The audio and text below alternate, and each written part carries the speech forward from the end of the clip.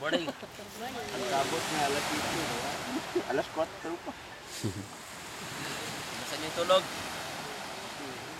Dugay kay katulog ba niya? Sige sa mata. Pwede na di matulog. Ah, grabe ha. Beyond expectation. Okay. So ang ato isgutan karon the last part sa integrity, no? Para unya gabantay mo respect, integrity, so isa na lang kulang duha. Stewardship. And so, para unya excellence sa stewardship. Okay.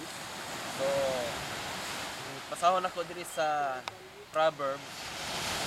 Better is the poor that walketh in his integrity. Mas may pagpobre. What is integrity, by the way? Sa atong kaugalingong pinulungan nga pagsabot.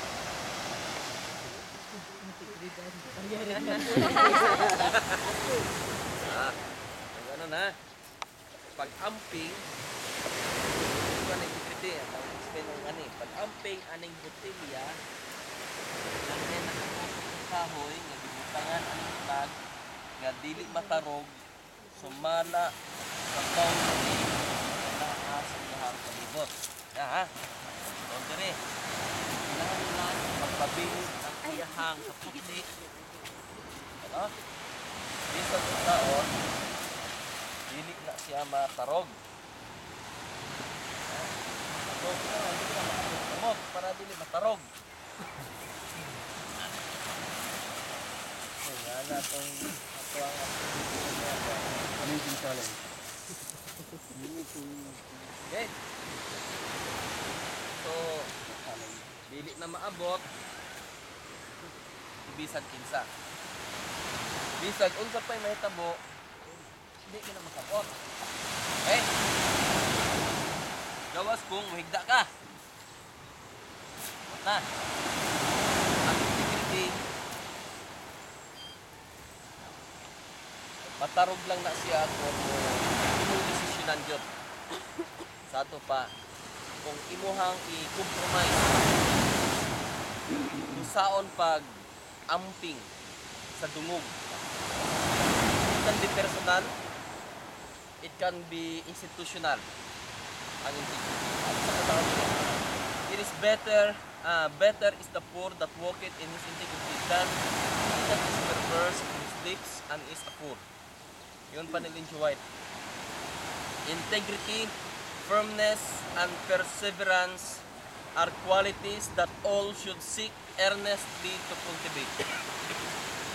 For they clothe the possessor with a power which is irresistible. Kinahanglan mo ni ang atong i-cultivate that which lies at the foundation of business, integrity, and of true success is the recognition of God's ownership. Ganong ato mang ampingan ang integrity. Okay? Yeah, so mingon ganing tag-iya ay natandog gabi di kita. Last, integrity is something that we need to care for. Kumusta man atong personal integrity? O kumusta po da atong group activity? Nalang ko'y group integrity. Na ko'y question, mahimo ba nato ang integrity? Kaya dili. Kaya. Taga group 1, taas kamot. Kaya? Atong group 1. Taas kamot taga group 1 be? Kaya dili. Taga group 2. Taga group 2. Kamot. Kaya dili. Kaya. Taga group 3. Kaya dili. Nakoy pahimo sa inyo ha. Inyo ha commitment ko kaya. Ato ning palayan og one foot.